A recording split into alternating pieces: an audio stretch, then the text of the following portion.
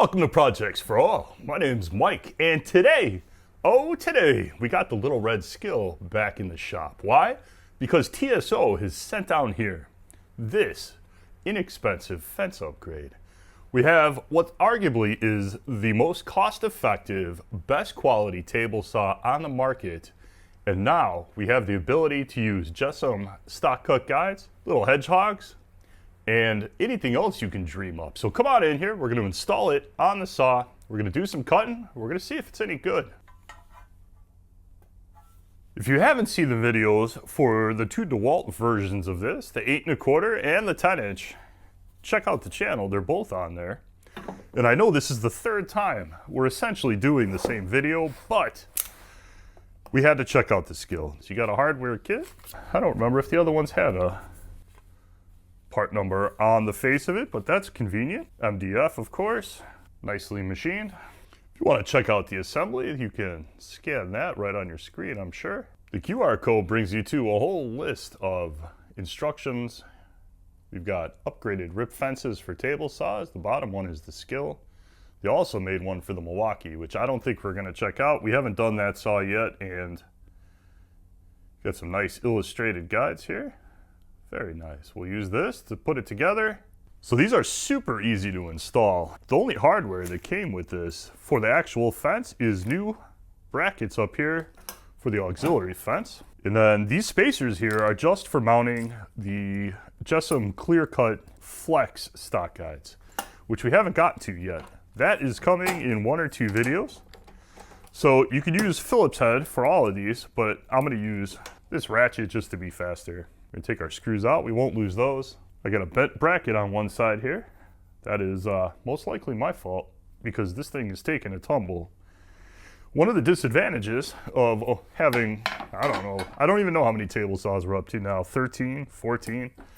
But having that much stuff floating around here and things get stacked and fall over, and you know how it goes. We're gonna take the 4 screws out of this side and then those 4 screws, pull our end caps off.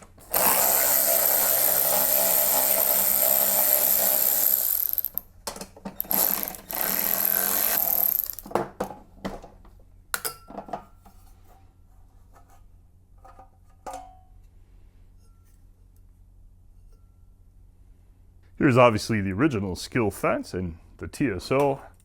You're talking a fairly sizable difference. You got 30 mil, a little over 1 inch on the factory one, considerably thicker on this one. Also thicker stock. So you got about 1 millimeter thick on the stock on the factory fence. The TSO just feels more heavy duty. 1/2 millimeter thicker on this side.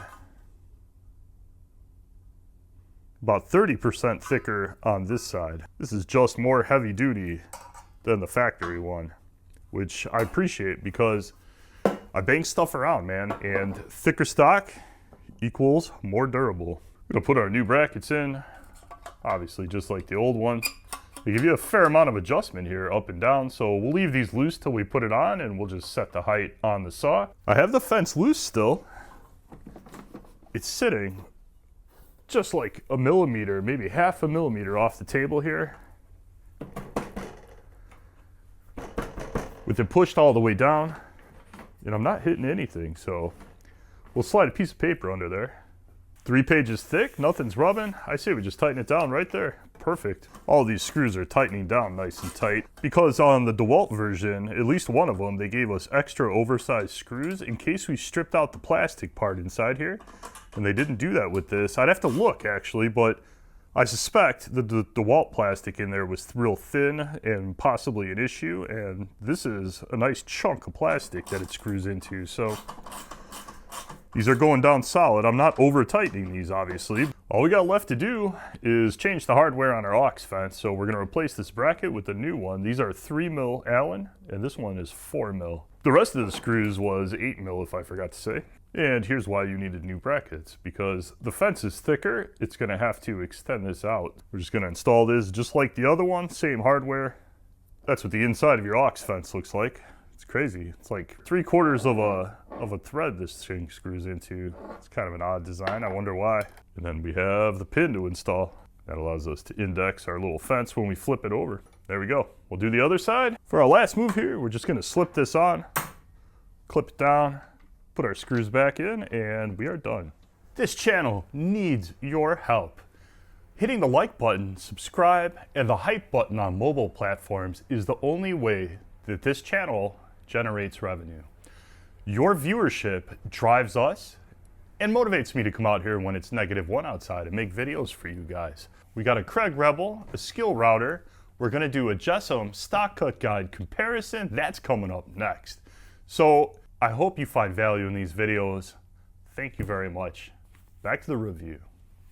All right, let's check and make sure we haven't screwed anything up. We'll pull our fence as close to those carbide tips and touch them without pushing our blade over as humanly possible. That looks good to me.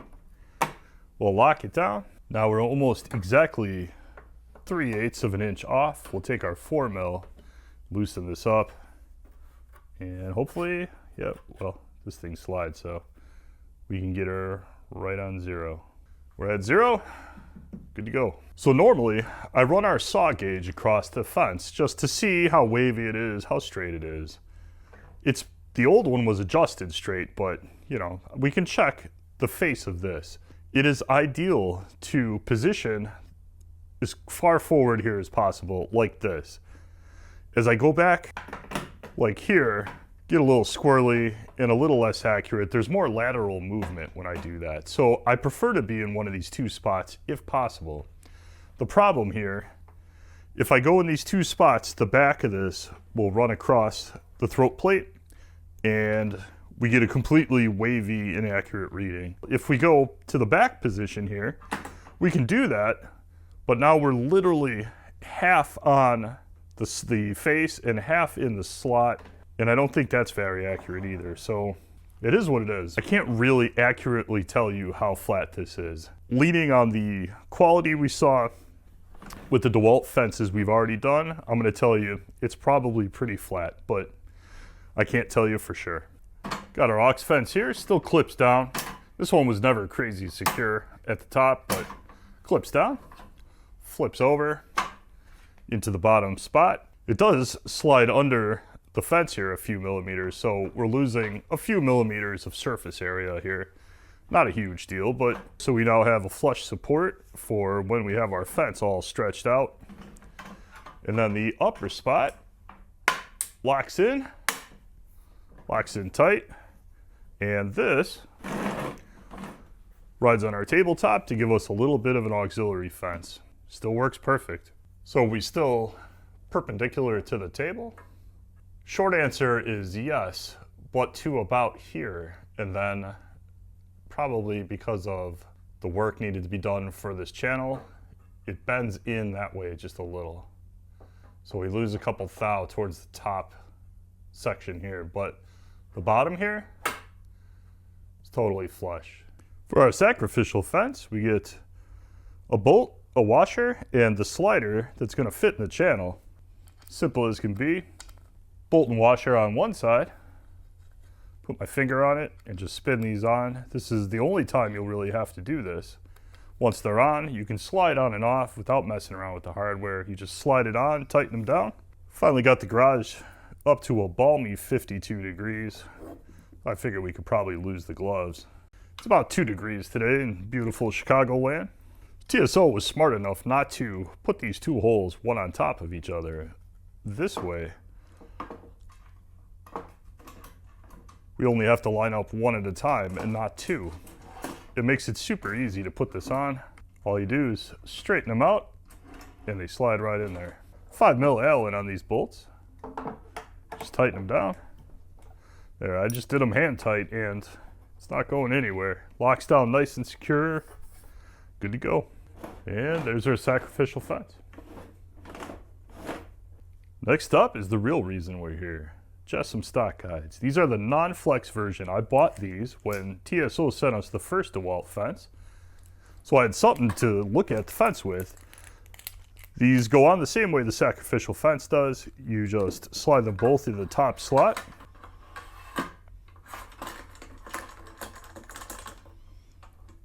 and then they just hand tighten down. You can throw an Allen in there. The thing I love about these the most is they only roll in one direction. They will not roll back. So if they're tight up against your stock, they help prevent kickback, but they're also angled at that angle. And what that does, as it feeds, it forces the stock into the fence. These are super cool, well thought out, and very high quality. You can also install them from either direction, front or back, it doesn't matter. So there's the JessEm stock guides. We're gonna run some wood through on these, and then we'll throw these mini hedgehogs in there and see how well they do. If you wanna know what's better, the flex version or the regular stationary version, check out the next video. We're gonna do this pretty soon here, probably the next week or two. TSO was nice enough to send me these so I could compare them to those, because I've always wondered what the difference is, but we're gonna find out. You can still flip your ox fence over these if you need to. If you need the extra support when you're stretched out and ripping something wide. Obviously, you're not going to want to use it in the upper position because that would negate the use of these. So, telling you stuff you already know. So we'll go full rip to start. We got 25 and about a 16th full rip. We have our support set up. I have these adjusted. Basically, you just put the stock you're going to cut under them, push down hard, and screw them down. So this piece of plywood's about 34 inches wide. It's just junk plywood. Let's run it through there. We got our outfeed table set up and we got our dust collector. Let's see how we do.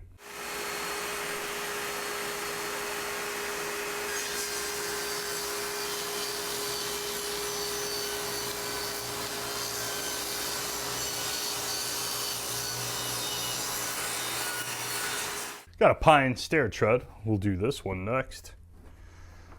To set these up, generally, I lift them up over the stock, drop them on there, push down hard, tighten them down.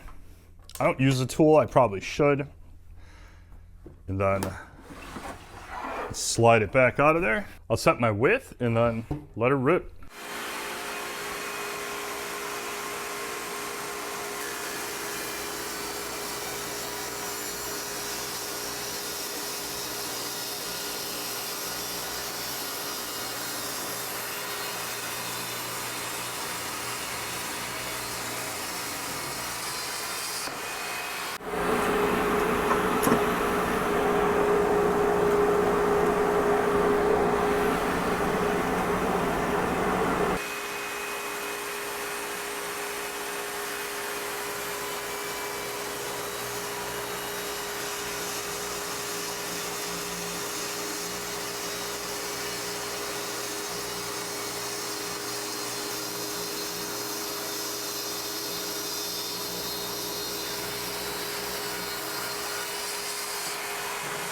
So that was basically a 2 5/8 rip there. We had about 1.25 inches to sneak through with the push stick, but no problem. Got a nice thin cut. This is 1x poplar, no problem. For those of you that are a little more budget conscious, we have the mini hedgehogs. JessEm stock guides, crazy easy to remove. The hedgehogs obviously are not the precision machined, beautiful machining of these and design. These are just plastic, but hey man, they hold the work down and that's really what you need them to do. They are easy to adjust. They go on in 1 second. Tighten them down, you can adjust them. We'll run this piece of red oak through and we'll tighten these down. A little bit of tension on them. Let's see how they do.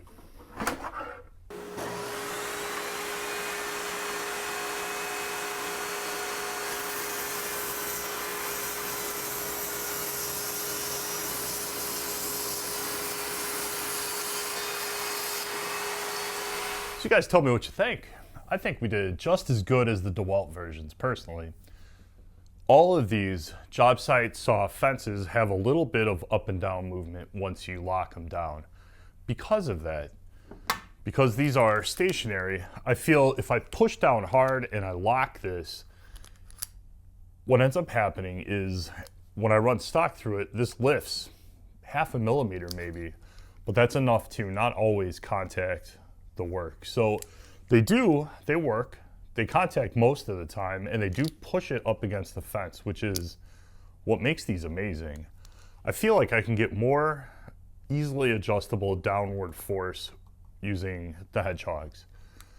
What I'm hoping for is the flex version of the JessEms end up being where I can set it maybe 1 millimeter or 2 below where I think I'm going to be, and they offer good force.